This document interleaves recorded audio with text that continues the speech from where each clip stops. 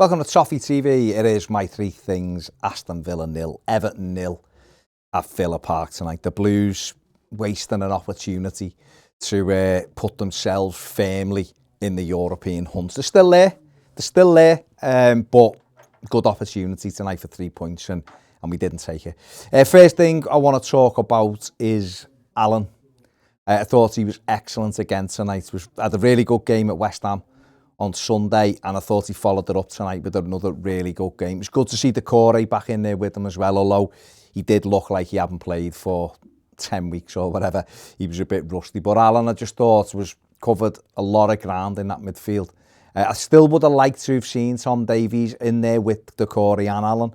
I think it would have allowed Alan to get on the front foot a little bit more, because it's weird, because even though he plays in the six, out the three, he's probably the most creative of the three of them. Toffee will get in the box and possibly get a goal, but Alan is the one who's decent on the ball, and he can see a pass and stuff, and it would have allowed Tom Davies just to sit and protect a little bit. Gylfi Sigurdsson played and didn't really get into it. But listen, Alan for me had a really good game, and in me instant match reaction, I give man of the match to Ben Godfrey, but Alan was certainly very close to that. And I think for Everton, moving forward, we need to get another mobile, athletic midfield player in there as well, and then I think you'll see more of the likes of Alan and Toffee if there's someone in there helping them out next season. Reinforcements definitely needed at Goodison. Second thing I want to talk about is VAR. What is the point of it? First and foremost, I was very, very pro VAR before it come in. You know, I can't sit there and say any different. I thought it would make the game fairer. I thought it would make the game, the right outcome would always come, because referees, I've always believed, have agendas, no matter what. You can see that quite clearly in games. But I also thought there's times when the referee doesn't really see something that happens too quickly for him. And I thought having someone looking at all the angles very quickly could see the decision. As the season's gone on, it's just proved that they are worse than ever. It's impossible to make as many wrong decisions as they make, sat in a box looking at a TV screen. They're absolutely pathetic. The officials, the Premier League officials, are awful. They're absolutely abysmal.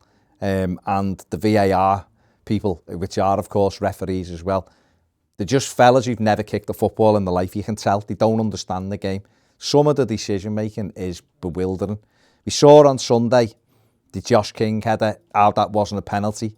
We've seen Leicester be given 43 penalties this season for nothing most times, and yet the lads playing basketball on the line and nothing's given. And tonight we've seen Tyrone Mings with a straight leg challenge into the back of Dominic Calvert-Lewin, which is a straight red. The referee should have seen it. Martin Atkinson, who on a side note shouldn't ever be allowed anywhere near an Everton game after that Rodwell derby in 2011. Awful referee, and has never got any better. And Everton should really put the foot down and said he never referees us again. The man's a clown every time we have him. But the VAR tonight, he should have seen it. But when it went to VAR, you only needed to look at it once, and the decision should have been made. I don't know who was at Stockley Park. It was probably someone like John Moss, who's clueless as well, or it was a Villa fan, because that is the only way that decision could not have come to the conclusion that was a straight red. I watched Man City play Villa Park the other week, and John Stones was sent off for swinging for a ball, and the Villa player got there a fraction before him, but he was clearly going for the ball and was red carded. And yet that tonight, there was no ball at all being played by Mings. It was a terrible challenge, and the referee VAR somehow come to the conclusion it wasn't a red card. They're pathetic. They're absolutely embarrassing. They're supposed to be the best league in the world, which of course is just hype and it's nonsense. But if it is the best in the world for teams, then it's got the worst referees in the world, because they're absolutely woeful. So rant over there. Third thing I want to talk about is Everton's need for a quick attacking player, because there's nothing, behind. If it isn't Dominic Calvert-Lewin winning a header, or Richarlison's just not on it this season.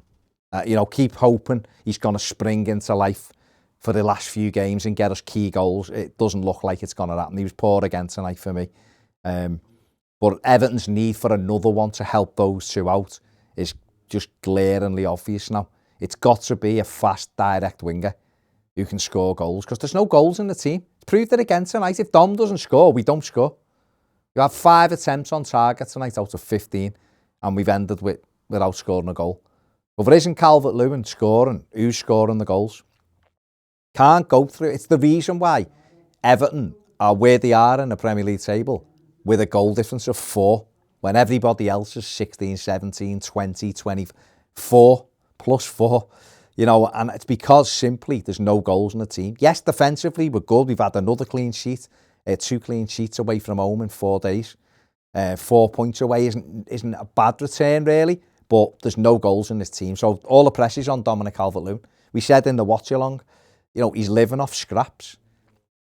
You know, he's got 21 goals. He's done incredibly well. But without James in the team, there's no creativity, really. We're relying on Luca Dean throwing a left-footed crossing. So that's got to be addressed massively in this summer. There has to be 3 or 4 brought in who are quick and can get forward as well. Right back, right winger, centre midfield player at the least, and another forward. Josh King on the bench there, and the manager's not throwing him on, so there must be a reason for that as well. So that's where the money has got to go in the summer. And the league can do one, as Carlo said, if there's any kind of nonsense about Premier League financial restrictions. Go and chase the 6 that sets up a cartel and try to get off to another league, because it's embarrassing that would even be brought up. Right, that's it. I've moaned enough. Give the video a thumbs up, subscribe if you haven't. Check out Ped's instant match reaction and his player ratings, and we'll see you later.